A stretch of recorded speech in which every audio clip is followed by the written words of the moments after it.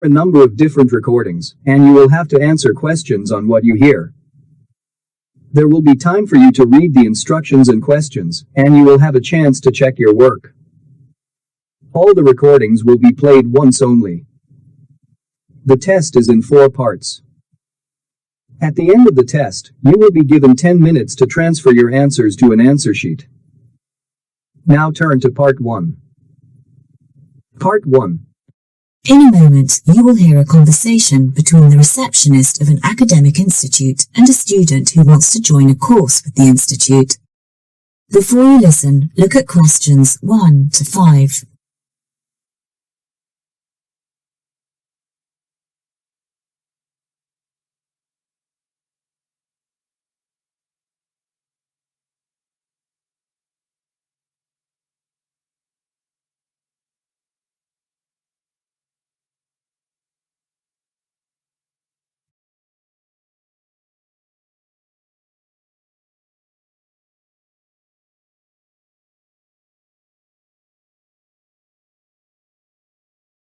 Now we shall begin. You should answer the questions as you listen because you will not hear the recording a second time. Good morning, Learners Academy. How may I help you? Good morning. I'm calling to make an inquiry about the French courses being taught in your institute. Of course, I'll be happy to help. Could you answer a few questions regarding yourself so I'll have a better idea of how we can better serve you? Oh, okay. Go right ahead. May I have your name? Yes, of course. It's Joshua Patrick. Can you spell your first name, please? Yes, it's Joshua. Thank you. Can I have your age, please? Well, I celebrated my 20th birthday last Sunday. Well, happy belated birthday. So your age is 20 years. Yes, it is. May I have your last qualification? Well, I have completed a diploma in business communication last year. Okay. May I have your telephone number, please? I don't have a cell phone. Would my landline number work for you? Yes, your landline number will do. Okay, it's 416-421-5254. Is that 5452? No, it's 5254. Now, I need to know your level in French. Well, I would have to say it's below average. No, it's better to say it's basic. I know only the fundamentals of this language. Okay. Would you like to join the basic course or the intermediate level first? I think it's better to start with the basics.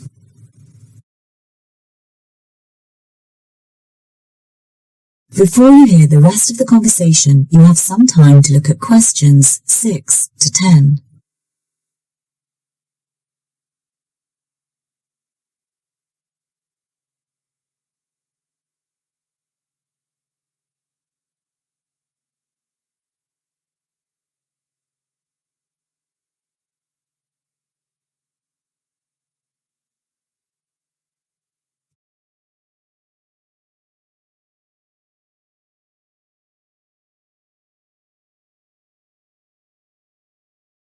Now listen carefully and answer questions 6 to 10. All right, let me tell you about the courses we offer. We have 2 courses for basic level in French. The first course has a duration of 3 months and the other is of 1 month. Okay, well, what is the difference between the two? Right. The students who want to start from the very basic typically go for the 3-month course. In this course, students learn every aspect of the basics of French. The 1-month course is designed for those students who just want to review and brush up on their knowledge and skills. I think the 3-month course will suit me, as I want to learn everything about the basics. What do you say? Based on what you have said, I would say that this is the best for you, since the 3-month course is designed for those who want an in-depth study of the basics for French. All right, could you tell me when the next batch is going to start? Let me check.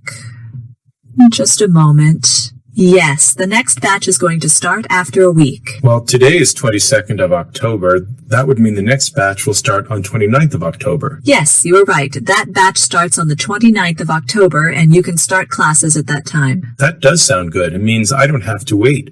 Could you tell me the fee for this course? The fee for this particular course is $250. Is there any discount? Let's see.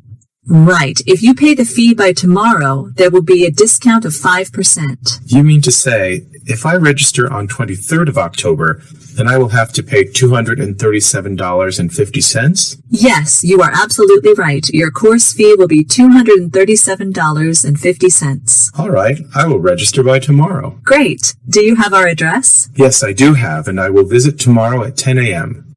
No, let me see. At 10, I have an appointment with the doctor. I'll come at 1 p.m. I'm sorry, the lunch break is from 1 to 2 p.m. If you can come after 2 p.m., that would be better. Otherwise, you will have to wait at the reception area. Very well, then. I will visit the center at 2:15. Is that okay? Yes, that will be quite fine. Is there anything else I can assist you with? No, I'm clear with everything. Thanks a lot. See you tomorrow. You're welcome.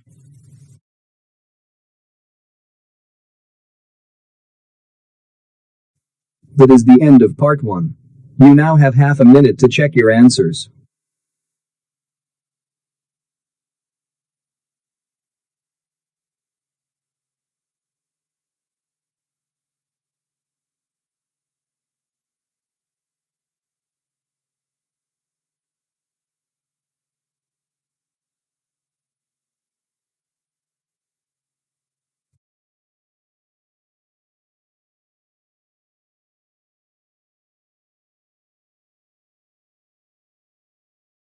Now turn to part 2. Part 2. You'll hear a lecture from Dr. Elizabeth Hudson. She is a well-respected authority on pediatrics and motherhood from King George Medical College, Melbourne. First, you have some time to look at questions 11 to 15.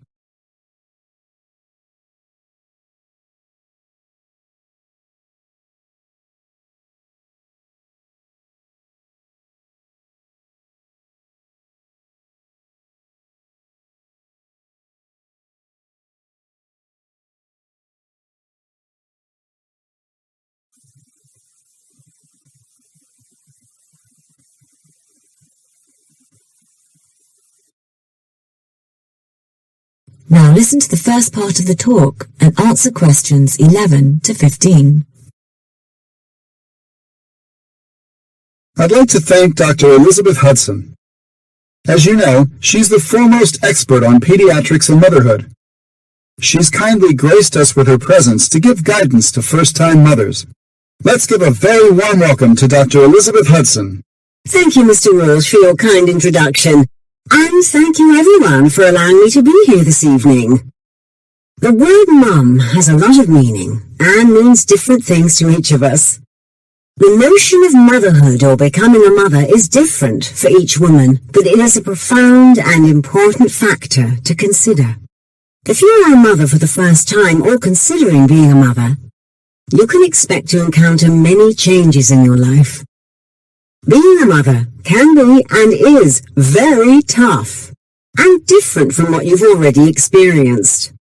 This will affect all aspects of your life, including your relationships, especially your relationship with your partner, because a new person is going to share in your life together. Many women will also sacrifice their careers, social life, and sense of freedom in response to being a mother. Taking care of a baby the whole day through can be very debilitating for some, and you may at times feel that you're losing control of everything. Now, should you start feeling this way, here are some strategies to cope. First, talk to your partner and explain how you're feeling. Try and motivate your partner to share in the responsibilities of caring for your child, both physically and emotionally. Remember, parenthood in a proper family is a two-way street, and both you and your partner can be of great help and support to each other for the sake of your child. Consult with other mothers, as they may have developed strategies for coping and sharing, and this will also give you a sense of support, as well as a feeling of not being alone. Try not to overwork yourself, and if you can, delegate tasks for your partner to assist you with. Don't do everything yourself. Furthermore, if you are a bit busy, it's okay to leave your child alone for short periods, but always make sure he or she is safe. Also, don't be afraid to accept help that is offered by friends or family members you trust. This is not only good for you, as it can help reduce the stress you will experience, but also help out in socializing your child. Children are very much aware of the relationships around them, and they are very keen observers of their surroundings and of those who are part of their lives. What they experience in the family greatly impacts them and their development. What they experience with each member of their family matters greatly as well. While they don't realize, they really should expect to receive the same consideration you and your partner expect, as well as the same treatment. The way you and your partner show respect to one another will serve as an example for your child and how they practice this virtue in turn. Now, to lighten your load, you need to share and arrange responsibilities with your partner so that you can manage your daily life effectively and with minimal stress. Strike a balance between daily tasks such as cleaning, shopping, picking the child up from school, laundry, cooking, and all the other myriad tasks you have. As I stated before, delegate some of these tasks to your partner and share in the work. Don't forget to spend time together with your partner so that you can kindle your romance and share those intimate moments. They are very important to a relationship. Finally, you want to take time for yourself to relax and focus on your own interests. This will help you to feel refreshed and renew your energy.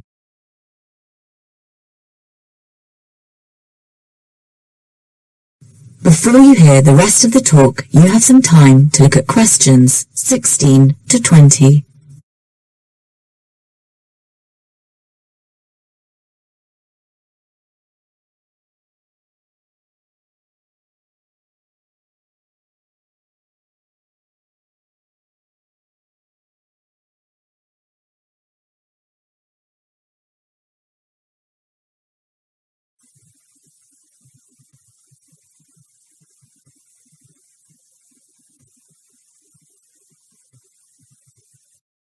Now, listen and answer questions 16 to 20.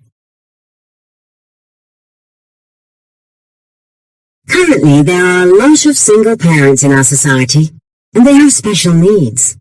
Women end up being single parents for any number of reasons, but the main reasons could be by choice, through divorce or separation, and death, otherwise known as widowhood. For single mothers, it is very hard to discharge their responsibilities. On one hand, a single mother might be quite efficient in doing things on her own and for her own benefit, but should she have a child or two, then it becomes much more difficult. It's recommended that single mothers should get together to create a support network where several mothers can communicate with each other and provide much-needed assistance. Single mothers should also plan to have a male figure in their lives who can serve as good male role models, particularly in benefit for their sons. This can be anyone whom the mother trusts, such as a grandfather, father, brother, or even a trusted friend. Furthermore, you don't want to discuss your own problems or issues in great depth or detail with your children. This will burden them unnecessarily, and many will have difficulty understanding what you may be going through. You should always maintain a barricade between your child's world and that of the grown-up world. As your child grows and matures, they will eventually come to understand and appreciate the adult world. To do otherwise is to risk a child developing unrealistic expectations or fears concerning the adult world. Now, that's a good way to protect their emotional health. But now let's move on to their physical health. First, children should be vaccinated to protect them from acquiring diseases which may prove to be fatal or cause an incurable disability. There are 3 types of vaccines. The first is known as a killed vaccine, as it is comprised of microorganisms which are killed through various processes. The vaccine for polio is an example of a killed vaccine. The second type of vaccine is known as live attenuated vaccine. This is comprised of living organisms which multiply to a certain extent in the body, but do not produce any infection. And finally, we have toxoids. Toxoids are bacteria that are made inactive, but have the capacity to produce an immune response. Tetanus is an example of such a vaccine. That is the end of part 2. You now have half a minute to check your answers.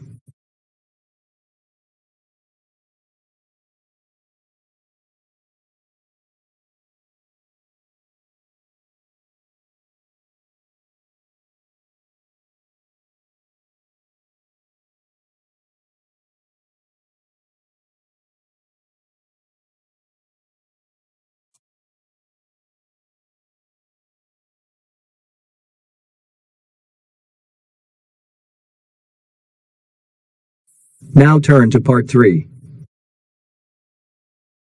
Part 3. You will hear an interview between a behaviour counsellor, Mr. Sam Douglas, and a TV anchor. Mr. Douglas is a very famous behaviour counsellor. First, you have some time to look at questions 21 to 25.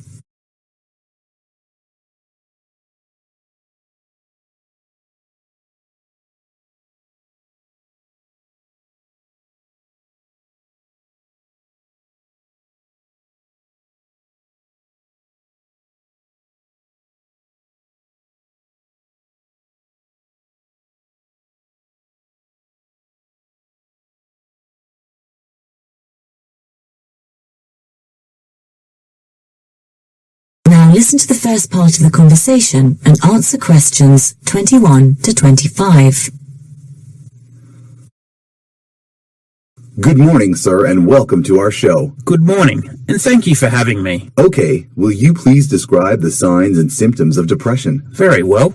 Depression is a state in which a person is experiencing what is called a depressed mood. This can involve sadness, feelings of negativity, melancholia, and/or intense sorrow. Now, we all suffer from depression from time to time, but a person with depression will typically suffer for at least 6 months, and this will affect most areas of the person's life.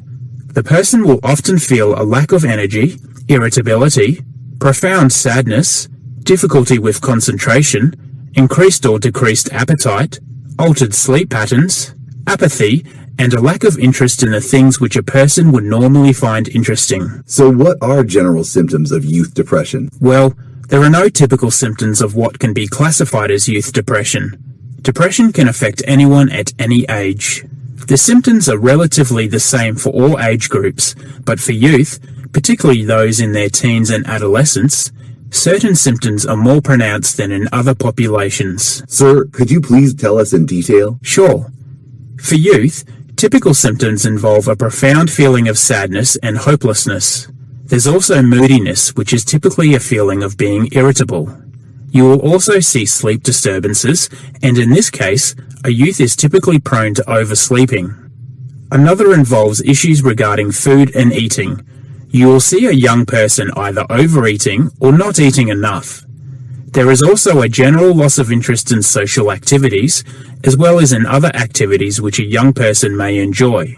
Furthermore, and much more dangerous, is that there is a risk for substance abuse as young people seek ways to make themselves feel better and to cope with their depression. Please throw some light on substance abuse. The substance most often abused is alcohol, although there are others. But alcohol is a gateway drug and can lead to other more potentially harmful drugs. Teenagers take these substances to relieve depression, but what they generally do not realize is that these are depressants in and of themselves. They really don't relieve their depression. They in fact compound depression. And the loss of interest in pleasurable activities? Teenagers, when depressed, typically lose interest in activities which they earlier used to enjoy, such as playing sports, watching movies, reading, or hobbies. They also suffer academically as their school performance drops, and this is marked by poor grades, withdrawal from school activities, and schoolwork not being completed. Teenagers will also exhibit a lack of concentration which affects their school performance. Lastly, teenagers, when depressed, will often experience rage. You mentioned moodiness. What does this indicate? And what about changes in social life? See, moodiness really talks about feelings of irritability as well as feelings of anger. Teenagers experiencing this will typically lash out at others, or they could lash out at themselves. Now, what I mean by changes in social life is that teenagers are more prone to withdraw from their social activities and distancing themselves from their friends. Before you hear the rest of the conversation, you have some time to look at questions 26 to 30.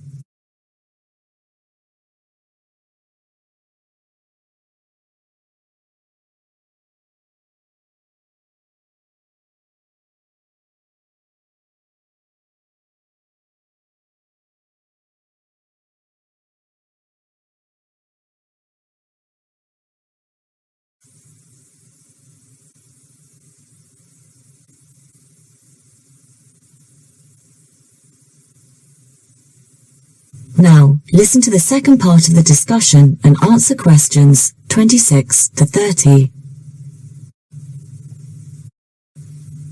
How do we observe a student's behavior? I mean, what are those core areas where a student's behavior gets affected? Right. There are four main things where the behavior gets influenced, which are development, socialization, academics, and consistency between school and home. Can you tell each in detail? Development concerns whether or not the child is growing, particularly towards their own potential, as well as discovering and developing their own strengths and talents.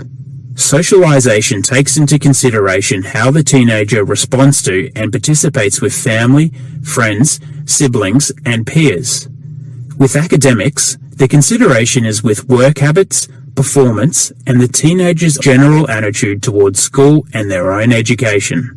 When we look at consistency between home and school, we are looking at how the student is developing skills for self-regard, as well as their own expectations regarding their behavior and responsibilities. One very important question that everybody might want to ask is, how do we treat depression? Generally, people with depression are treated by psychotherapy, cognitive behavior therapy, interpersonal therapy, and medication. Thank you very much for giving us such valuable information on depression and how it affects our youth. We'll perhaps have another session with you on how these therapies are applied. Oh, sure. Thank you.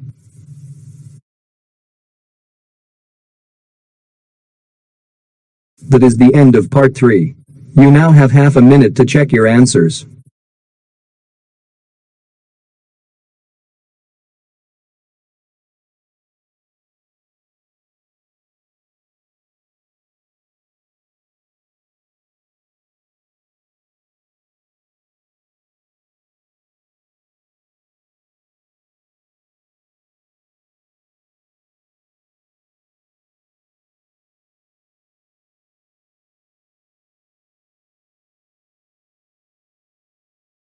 Now turn to part 4. Part 4. Listen to a lecture on American slavery in a history class and answer questions 31 to 40. You have some time to look at questions 31 to 40.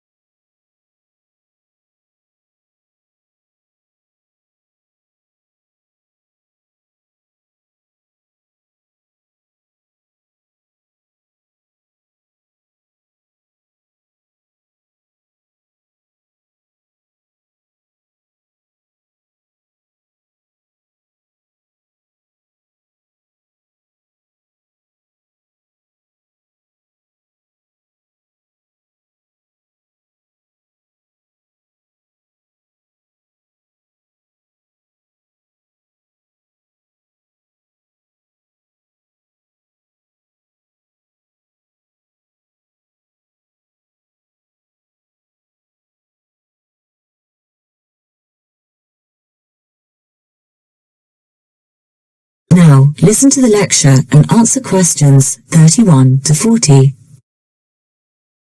Slavery in the United States was a form of labor which existed as a legal institution in North America for more than a century before the founding of the United States in 1776, and continued mostly in the South until the passage of the 13th Amendment to the United States in 1865, following the American Civil War. The first colony in North America, Virginia, acquired its first Africans in 1619, after a ship arrived unsolicited, carrying a cargo of about 20 Africans. Thus, a practice established in the Spanish colonies as early as the 1560s was expanded into English North America. Most slaves were black and were held by whites, although some Native Americans and free blacks were also held slaves. There were a small number of white slaves as well. Slavery spread to the areas where there was good quality soil for large plantations of high-value cash crops, such as tobacco, cotton, sugar, and coffee. The slaves did the manual labor involved in raising and harvesting these crops. By the early decades of the 19th century, the majority of slaveholders and slaves were in the southern United States, where most slaves were engaged in a work gang system of agriculture on large plantations, especially devoted to cotton and sugarcane. Such large groups of slaves were thought to work more efficiently if directed by a managerial class called overseers, usually white men. Before the widespread establishment of chattel slavery, outright ownership of a human being, and of his/her descendants, much labor was organized under a system of bonded labor known as indentured servitude. This typically lasted for several years for white and black alike. People paid with their labor for the costs of transport to the colonies. They contracted for such arrangements because of poor economies in their home countries. Between 1680 and 1700, slave labor began to supplant indentured servitude in much of colonial America. Recognizing the importance of slavery, the House of Burgesses enacted a new slave code in 1705, bringing together the scattered legislation of the previous century and adding new provisions that embedded the principles of white supremacy in the law. By the 18th century, colonial courts and legislatures had racialized slavery, essentially creating a caste system in which slavery applied nearly exclusively to black Africans and people of African descent, and occasionally to Native Americans. Spain abolished slavery of Native Americans in its territories in 1769. Through their families, religion, folklore, and music, as well as more direct forms of resistance, African Americans resisted the debilitating effects of slavery and created a vital culture supportive of human dignity. In addition, slaves exerted a profound influence on all aspects of American culture. The American language is filled with Africanisms. Such words as bogus, bug, phony, yam, tote, gumbo, jamboree, jazz, and funky all have African roots. Our cuisine, too, is heavily influenced by African practices. Deep fat frying, gumbos, and fricassees stem from West and Central Africa. Our music is heavily dependent on African traditions. Sea shanties and yodeling, as well as spirituals and the use of falsetto, were greatly influenced by African traditions. The frame construction of houses, the call and response pattern in sermons, the stress on the Holy Spirit, and an emotional conversion experience. These too appear to derive at least partly from African customs. Finally, Africans played a critical role in the production of such crops as rice or sweet potatoes that the English had not previously encountered. Slavery, as abhorrent as it is, was truly an institution which left a profound mark on American history, culture, and the American spirit. In fact, this issue alone resulted in one of the bloodiest and costliest wars for the United States.